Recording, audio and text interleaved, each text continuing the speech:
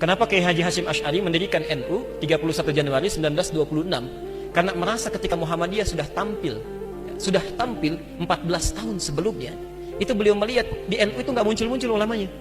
Asy'ari dengan pendiri Muhammadiyah, Muhammad Darwish, itu satu keluarga, satu saudara yang sama, bahkan ngajinya sama-sama, itu di Semarang, di Kiai Haji Soleh Darat.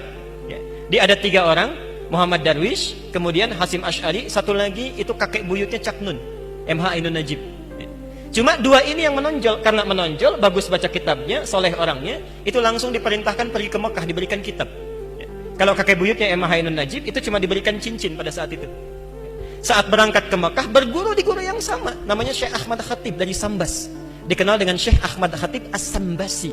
Nah, setelah dilihat-lihat sampai kembali ke Nusantara di masa yang sama, itu Masya Allah, ternyata keduanya punya visi yang sama, ya, tapi punya beda karakter.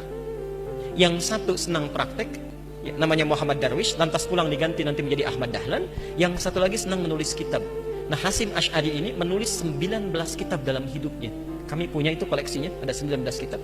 Nah, sebelum beliau menulis dan mendirikan Nahdlatul Ulama itu, kayak aja Ahmad Dahlan kan senang praktek. Begitu pulang, menafsirkan surat Al-Ma'un, tidak tunggu nulis buku. Selesai kajian, buka pakaian luarnya, keluarkan uang yang dibawanya, sampaikan pada masyarakat, bikin rumah sakit, bikin pesantren, bikin sekolah, bikin macam-macam praktek. Hasyim Asy'ari mulai menulis. Saat meninggal Kiai Ahmad Dahlan 1924, difikirkan oleh beliau, ya, ini seorang sudah meninggal dunia, ulama belum bangkit, maka ditulislah kemudian kitab baru yang menjadi landasan lahirnya ormas baru disebut dengan Nahdlatul Ulama. Yang ingin saya sampaikan, kedua-duanya ini ternyata satu garis nasab yang sama, bertemu di Maulana Ishaq.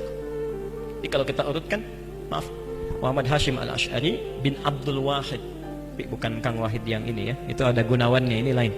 Bin Abdul Wahid bin Abdul Halim. Abdul Halim itu nama aslinya Pangeran Benawa, dikenal dengan Sultan Hadiwijaya, nama lainnya Joko Tingkir.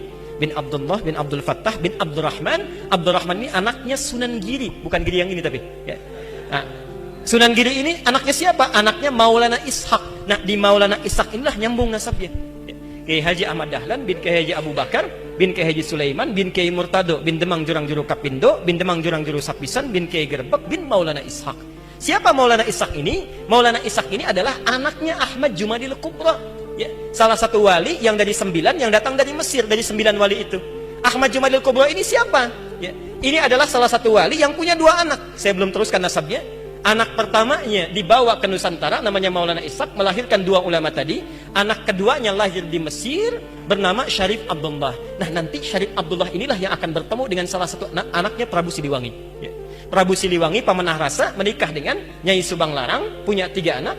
Anak pertama Walang Sungsang, lahir 1423. Anak keduanya Rara Santang, lahir 1426. Anak ketiganya Raja Sengara, lahir 1427. Nah, hajilah kemudian Walang Sungsang dan Rara Santang di Mekah bertemu dengan Syarif Abdullah. Walang Sungsang ganti nama jadi Abdullah Iman, Rara Santang ganti nama menjadi Syarifah Mudaim.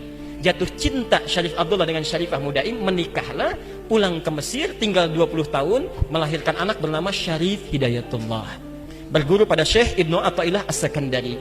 Pulang, nengok kakek buyutnya, bertemu dengan Prabu Siliwangi. Saat itu tinggalnya ada di Lingkaran Jati, maka dikenallah dengan saat itu dengan nama Sunan Gunung Jati. Nah, baik Ahmad Dahlan ataupun Hasyim Asy'ari itu berada di satu garis yang sama, dari Ahmad Jumadil Kubra bin Ali Zainal Al-Kabir bin Ali Zainal Abidin, keturunannya dari Al-Husain, Husain anaknya Ali, Ali suami Fatimah, Fatimah putri Rasulullah sallallahu alaihi wasallam. Tapi sampai hari ini tidak pernah Ahmad Dahlan disebut dengan Habib. Itu gak ada. Kayak Ahmad Dahlan. Yang penting sikapnya seperti Nabi, tuturnya seperti Nabi, pandangannya seperti Nabi. Kullu mri'in bima kasaba rahin, itu pilihan kita semua. Mudah-mudahan pertemuan hari ini kita